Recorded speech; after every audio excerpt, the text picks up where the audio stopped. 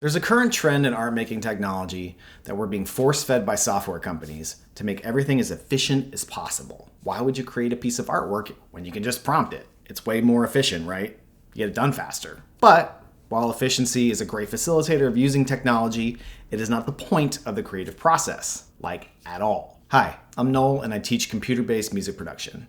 Today I'm going to be talking about efficiency versus fluidity in terms of using a computer within the creative process. The purpose of computer technology is to make tasks easier and more efficient. Use a calculator to solve a math problem versus writing it out longhand with a pencil and paper. Search thousands of digital data records that can fit on a storage device the size of your thumb versus manually searching through physical file cabinets, requiring a large commercial space to store all of them. From an entertainment consumption perspective, carrying hours and hours of music and movies and hundreds of books on your smartphone or tablet makes a ton of sense over physical media in context of taking a train to work or packing for a vacation.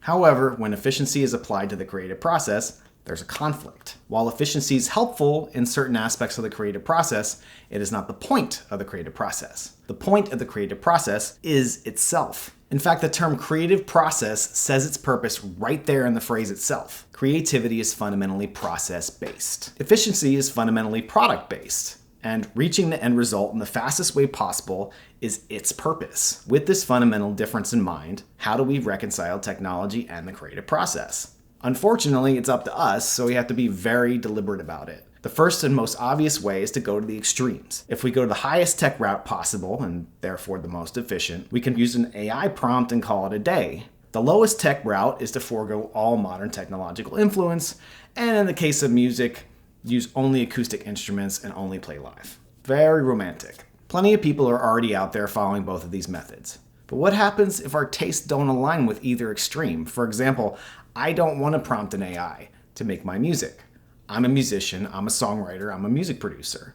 I adore the craft of making music. The quickest and most efficient way to eradicate all the joy from the process of making my art is to entirely outsource it to a computer and have an AI do it for me. I also sympathize to a large degree with the argument that says, when a work of art is entirely artificially created, however detailed the prompt and how many times it's refined, it removes the human component from the artistic process too much and instead places the AI at the center. Therefore, the human AI prompter can no longer meaningfully claim authorship over that artwork. On the other end of the spectrum, producing music entirely acoustically holds no interest for me either. I enjoy integrating technology into my musical workflow, whether it's recording and playing with ideas for arrangements, loading up software synthesizers and stacking them up with effects, or programming a simple beat into a sequencer to play along with while I'm practicing piano and avoiding the god-awful experience of playing along with a metronome. To borrow a concept from Eastern philosophy, there's a middle way. Instead of using AI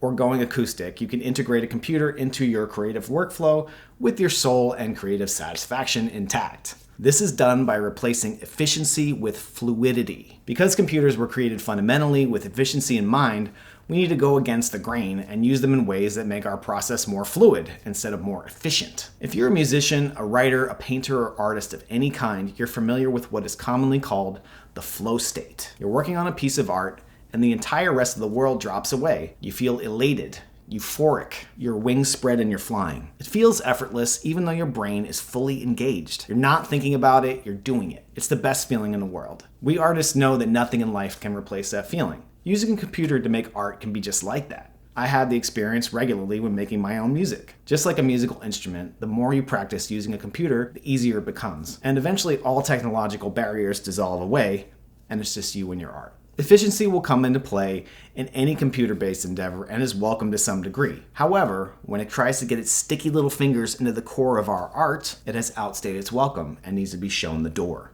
Only then can fluidity take over and the joy of creating return. Thanks for watching. See you next time.